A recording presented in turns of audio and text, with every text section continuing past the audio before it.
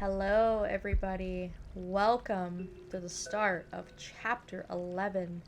We are in a very compromised position. Clementine and I were sold out by Blazer, and the Sentinels have thrown us into prison. We also have been separated from B12. You can see that I'm not wearing my harness. So we need to break ourselves out by swinging this cage into a pipe and breaking out to find them. You will start this chapter off by getting an achievement by breaking out, which is excellent. And I have to say that for the second to last chapter of this game, this is an extremely linear chapter. I don't know how exciting my commentary for this chapter is going to be. I will try. But there isn't really a lot to say because I think a lot of what's going on here is very self-explanatory.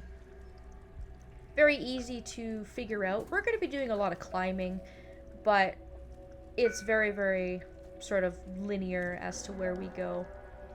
With that being said, I don't find any part or any chapter of this game boring.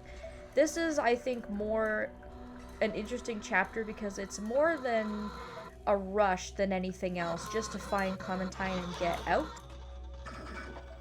So this is another relatively short chapter.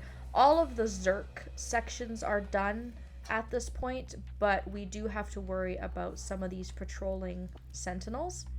So there's two of them. There's one on this second level where we're at, and then there's one on the bottom level. You can completely ignore this guy up here. We don't even need to interact with him at all.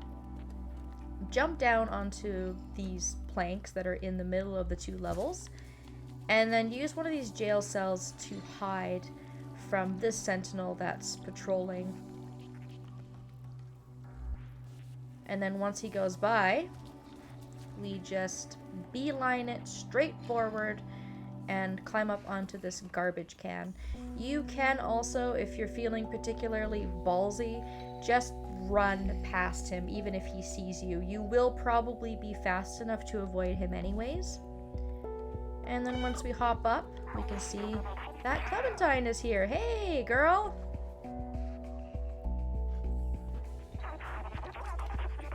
For such a big prison, they did not lock us very far away from each other, did they?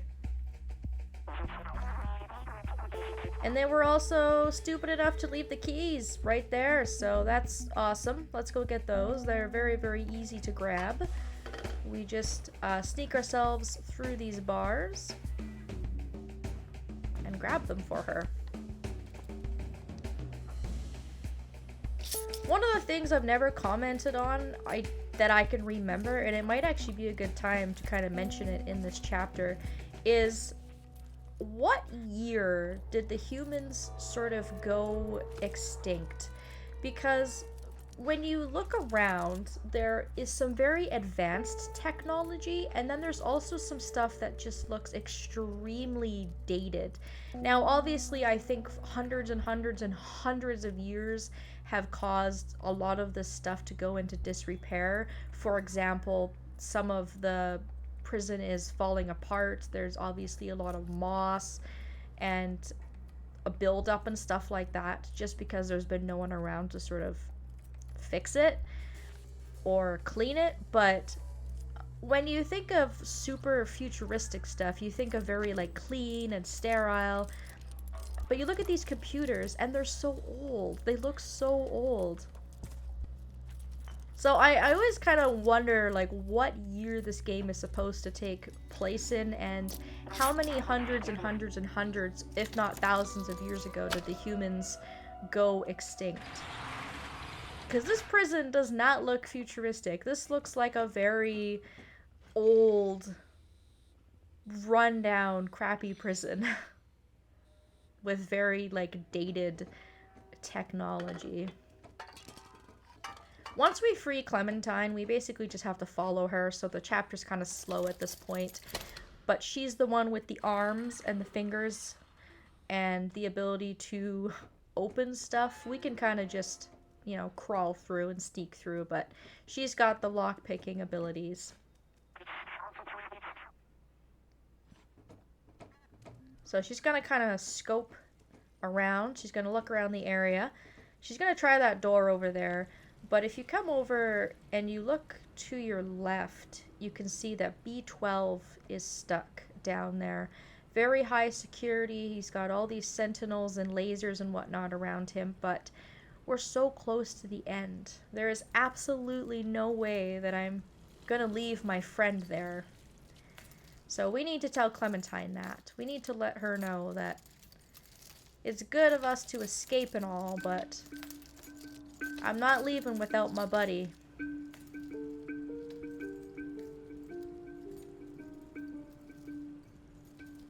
Getting to the outside is just as important to him as it is to Clementine.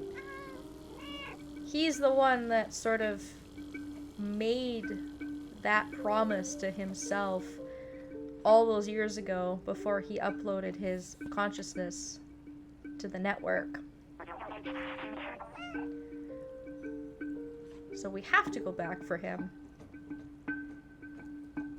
Fortunately, Clementine agrees. So she's going to open up this door so that we can go back for him.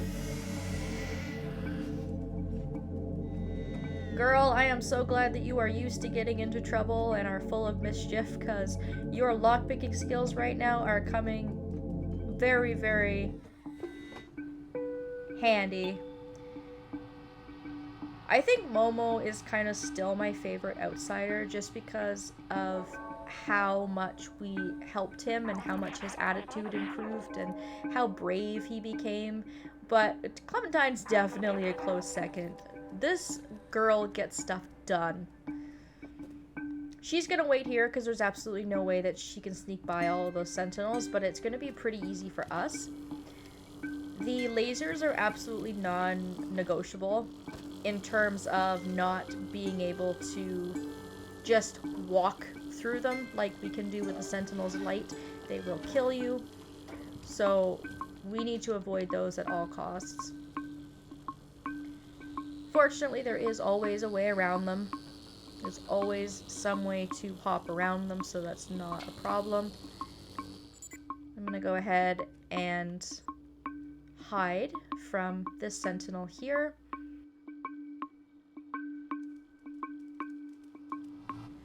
And then I'm gonna do a little bit of jumping to get around this next set of lasers. Quickly move to the other side because that sentinel will turn around and he can see you if you stand by the doorway there. And then we're going to come in here and pull this lever, which will deactivate all of the lasers in the area, not just the ones that were around B12, but all the ones that we just passed. So this will set the sentinels on high alert, obviously. But they're pretty easy to get around, and it's totally up to you what you want to do. If you want to sneak around them, or if you want to just bulldoze through and grab B12 and run. You can also, by the way, get around and under this stage, because you can see that they will shine their light on B12.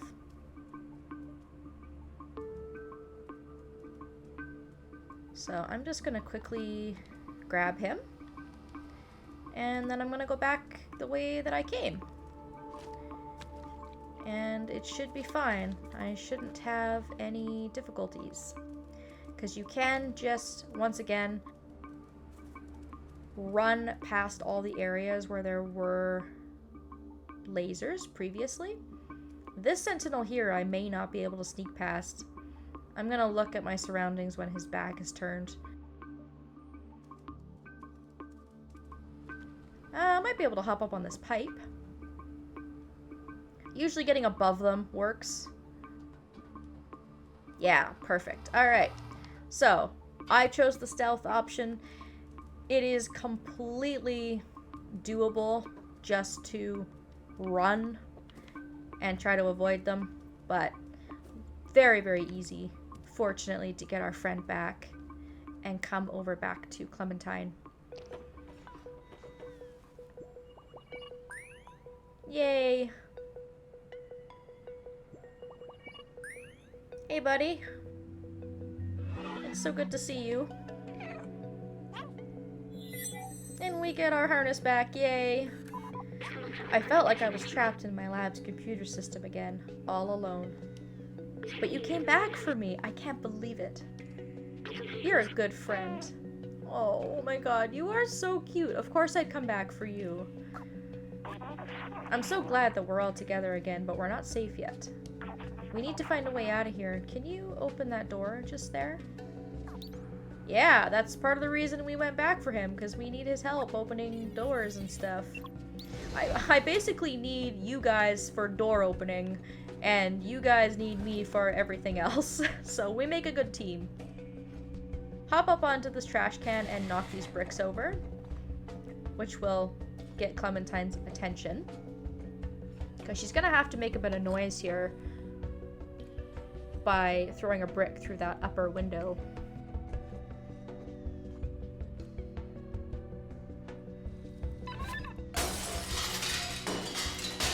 Very, very loud, but the sentinels seem to be sort of programmed to be sort of stationary. They don't seem to go outside of where they're meant to patrol, so they don't make very good watchdogs, which actually is a good thing for us because it makes this whole thing a heck of a lot easier.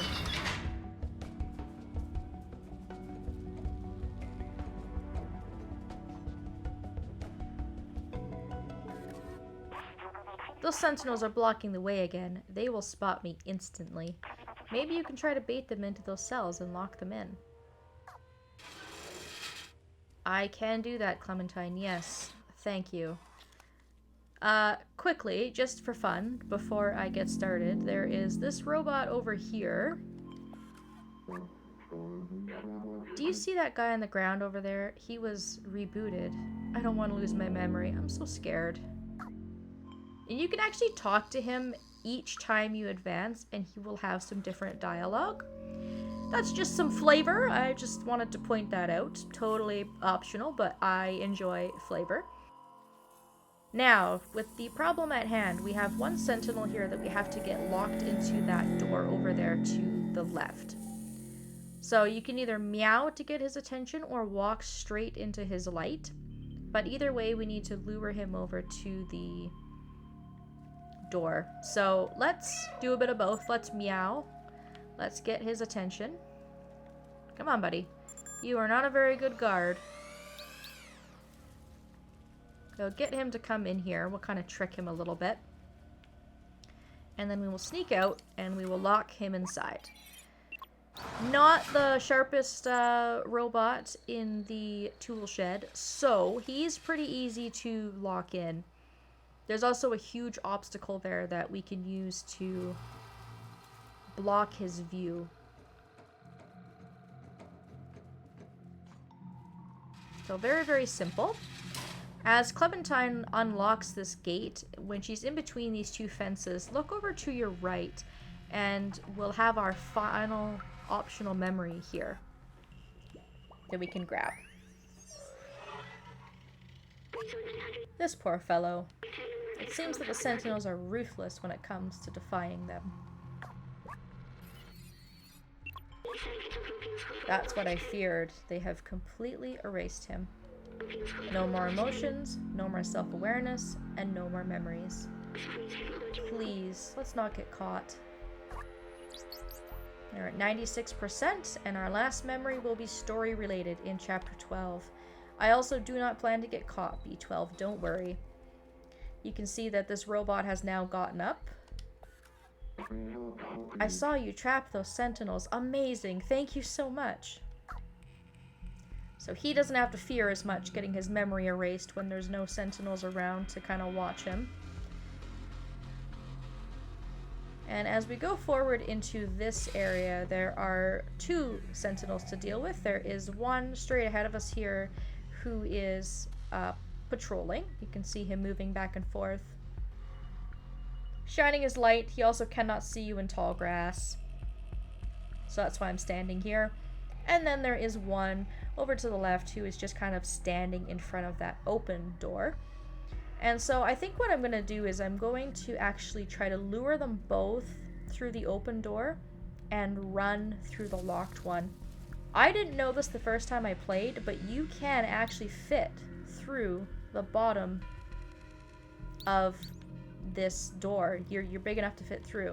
So I think that's probably the easiest thing to do. Let's give it a go. Come on, I'm gonna get their attention. Hopefully not get myself killed, which is actually a risk if you're not careful. And hopefully they're distracted enough that I can just lock them in. That was actually very close. That robot nearly got out this side before the door closed, but wasn't bad. We actually managed to do that pretty successfully. You can see now that our other robot friend here is getting a little bit braver. He keeps moving. He's thinking about it. And both of these robots will go over to the bars and they will look at the sentinels being trapped. Well done locking up that sentinel. We gotta take the power back. Yeah, right? Enjoy your yard time. I'm sure now you guys don't have to worry. You can just kind of hang out here and not have to be concerned with the sentinels. This guy looks like he's losing it a little bit. But I'm glad that I could help a few of these robots that are actually loose. These sentinels deserve it. I want them to know what it feels like to be jailed. Just sitting there taunting them. Alright, well you guys have fun. I'm glad that I could help. But I cannot stay. We need to move on. We'll need to duck under this small area, get on through, and then pull the lever for Clementine on the other side.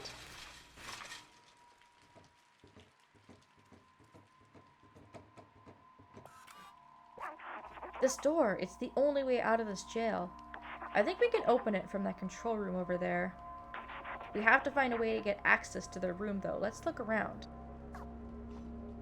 Alright, so this is sort of the final door in this chapter. Before we do anything, we're going to come over to this big, beautiful tree in the middle of this area and use it as the scratching point for this chapter. I do want to point out that when I was doing practice, I actually completely forgot about this tree. I didn't scratch it at any point, and when I reached chapter 12, I still managed to get my scratching point achievement. And the reason for that is we have to scratch on this door to get Clementine's attention. We can see that the keys have been left in this truck. And apparently that must count as a scratching point. They left the keys in the door. Hop on the back of the truck. You should be able to jump over the fence to access the secure area.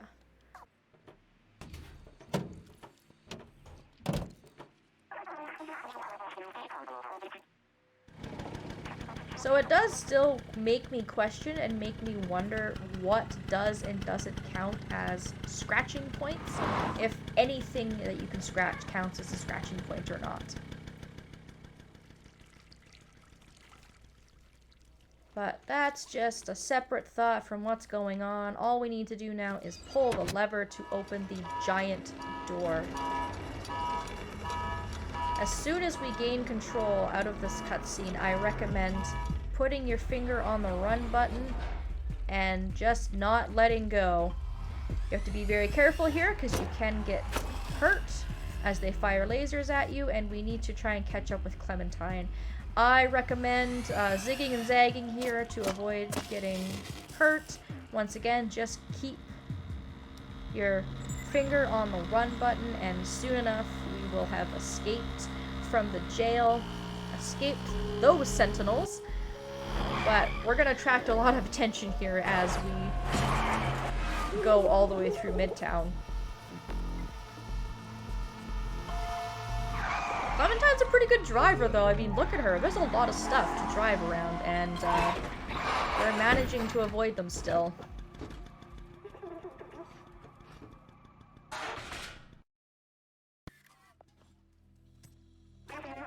There's no way we'll make it with the sentinels on our tail. I could distract them for a little while, but you have to go. The Outsider's Manifesto says we must go outside at any cost. I wrote that. But I want you to come with me.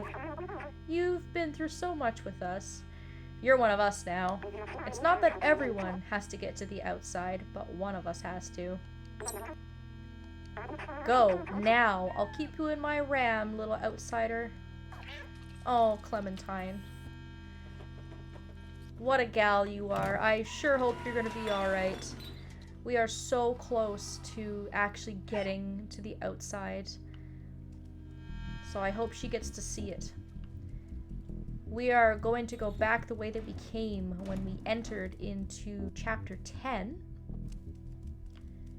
In order to use the subway, we have to first power it up using our atomic battery.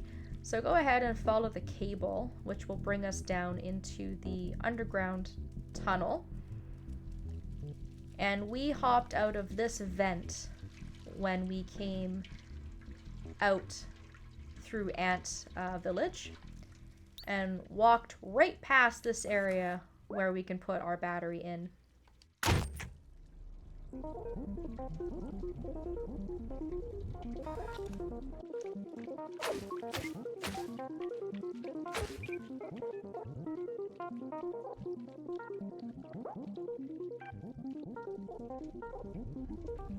And as soon as we put our keys into the subway car, we will be into the final chapter, which I just can't believe. This game has gone by so fast. I just love every time I've played it. It's just such a joy, and I'm having mixed feelings about it being done because I love this game and I want everybody to see it through to the end with me, but then I'm also sad because the game is over, so I cannot wait to finish this and be able to share my thoughts with everybody. I'm very, very excited. I hope that you will join me for the finale of Stray in the next video. It should be fun. Thank you all so very much for watching, and I hope that I will see you next time.